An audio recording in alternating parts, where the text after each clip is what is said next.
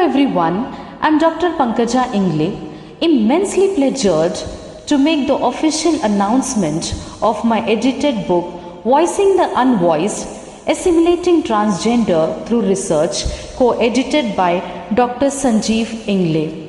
Almost 14 contributors who are great academicians, scholars, doctors and researchers who have come forward to make this book a complete one.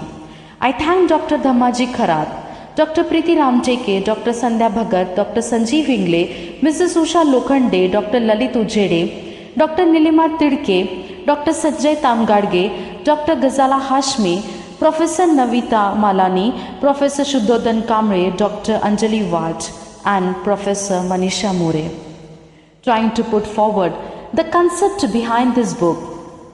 Deep inside me, some scenes and events that I watched in my childhood carved a strong stamp, which marked its presence till now.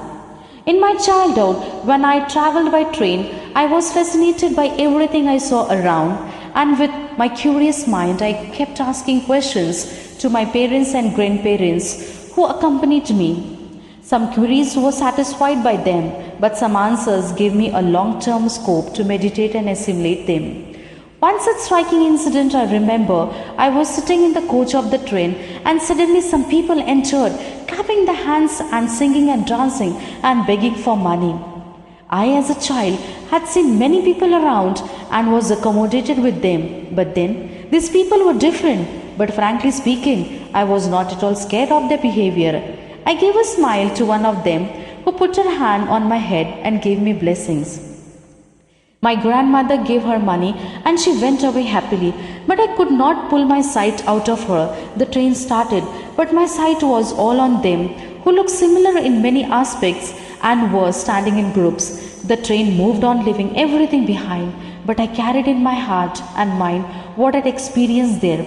I was silent for much time, but then broke my silence and asked my grandmother, who were those people? Why were they clapping so loudly? Why were they looking so unusual and uncommon? Why were they singing? Why were they begging? Where do they stay? What work they do? My questions were outcome of what I had seen something out of routine.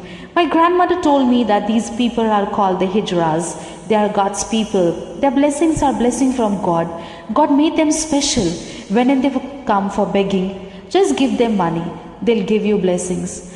I had one question in my mind. If God had made them so special, why He made them to beg then? My grandmother said she didn't knew whatever she knew it was that came from her mother. Now that thing went in my subconscious mind, I grew up with the experiences and the explorations.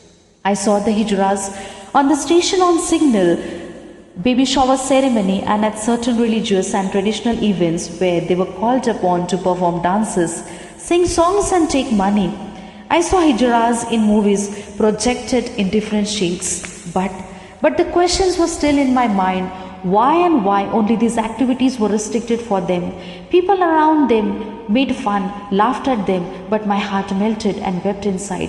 I kept telling myself why they are our fellow beings and suffering. They are like our brothers and sisters. I simply felt it's a torture and torment to be a Hijra.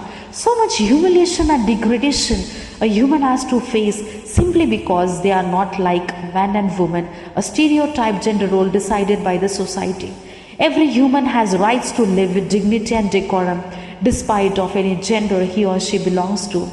It's really a pathetic note for a human race if they are not giving acceptance to the people only because they are not following a particular and a peculiar gender code. It is an honor killing if we humiliate any human being on the basis of the gender. These feelings were burning inside me from the days and days past, and which made me impatient to know more and more about the Hijra community. And this thirst gave the birth to this book. I can't tolerate to see my Hijra friends suffering only on the basis of belonging to the third gender. They have complete rights to live a life of honor and nobility. Let us have a cursory glance on the life of the transgenders. Transgender people have a gender identity or a gender expression that differs from the sex they were assigned at the birth. As they grow up, The radical change is experienced and a transitional phase for the transgender as well as the people who are associated to them. As the transgender starts giving the signal of the changes in them, it becomes difficult for the near ones to give acceptance to the newly approaching change. And here begins the real struggle. For the person in particular and the people in general, the parents are not able to accept their child in this new identity, and the struggle of the identity crisis begin. They are feared of the society and their position. The child whom they love instantly till date, instantly their love is dried up and they disown their children. The refusal and the rejection from the parents and the family members make the life of the transgender troublesome because they lose the warmth, the love and the coziness of their loved and the near ones. Along with it, they suffer drastically at school, college and even by the friends, eventually society at large. The non-acceptance approach of almost everyone around puts them into discomfort and uneasiness. At times it happens that the transgenders drift from the family, friends and the society. They join the community of the transgenders where they feel at ease and homely to be among the people of likeliness. But then the struggle doesn't stop here. The biggest issue of the survival starts. Earning for the livelihood is the topmost priority for them. Due to the rejection from the society and the family, they do not get job easily, and so they are left to begging and dancing, singing and prostitution. The transgender people face social and economical marginalization, which has brought suffering in their life. They cannot live a normal and usual life. There is manifested humiliation in their life from almost all corners. The main and the pivotal reason is they don't get acceptance. Acceptance is a very essential part of the human life. It is applicable everywhere. When you don't accept something, you are not at comfort and are in constant struggle with yourself, which doubles your pains and suffering. Some of these is applicable to the human life in the past. History is evident to many such incidents and the events which has degraded the human race. The black people have suffered due to the discrimination. The Dalits have suffered due to the discrimination. Women have suffered due to discrimination. Poor have suffered due to discrimination. And our co-brothers and sisters, the transgenders, are suffering due to discrimination. If we look into the course of the above mentioned, we can analyze that it's due to the social, cultural and the traditional evils that suffocate the marginalized class. They are not accepted and hence they lead a life of suffering. This era is an announcement of revival of the identities and ideologies. The past was dark and dull, but the scene is witnessing a change. A remarkable and a drastic change has come into the transgenders community. There are many activists and protesters who are building a new place, opening new avenues for the transgender friends, starting with Lakshmi Narayan Tripathi, whom I adore and admire for a splendid and super brain. She is the first one to represent Asia Pacific in UN.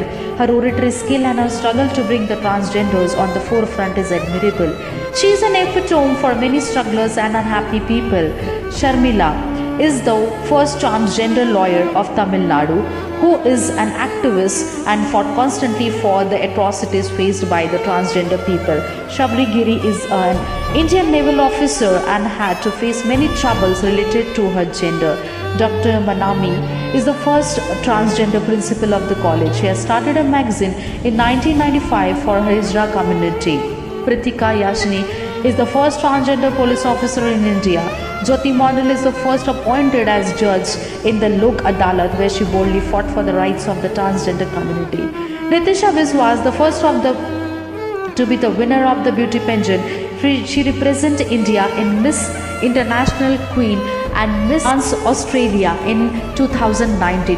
Shabano Bano, the first transgender MLA of India, who is in constant struggle for the upliftment of the transgender community. All these famous personalities have reached to the peaks of the success and provided their identity and proved them. Their life stories are full of wide and wild experiences which they pierced in their entire life. Life was not a road of roses for them. They struggled, they fought, they fell, they aroused, they stumbled, they geared and finally reached the destination. They are the true pillars and the revolutionaries to turn the pathetic situation of the transgender people to the most elevated one. I salute to all my trans friends for the bravery. I appeal the readers of the book to please let us join our hands in the noble mission to make this earth a lovable place to live for everyone despite of any gender. I am very much obliged and grateful to all the academicians, scholars, doctors and social activists for coming forward and writing a thought-provoking and speculative research articles which expresses and explores the life of the transgender. Your painstaking efforts will be valued and appreciated by the readers. I end with the optimistic note that new dawn is awaiting to spread its light and glory globally. I humbly request the parents and the society to stand in support of the transgenders, love them, appreciate and accept them as they are part of us and not a separate entity. Thank you for the patient listening.